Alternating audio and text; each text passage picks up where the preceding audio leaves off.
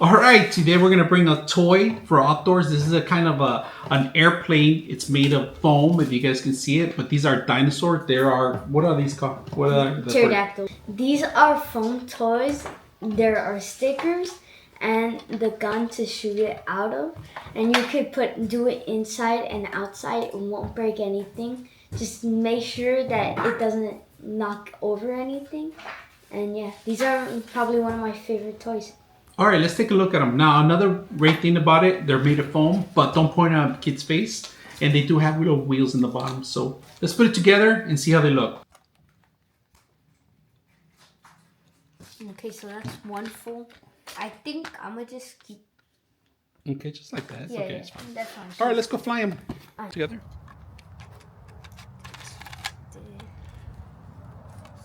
Go.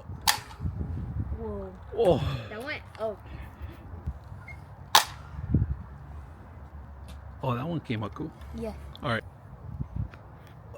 All right, go. Done. All right.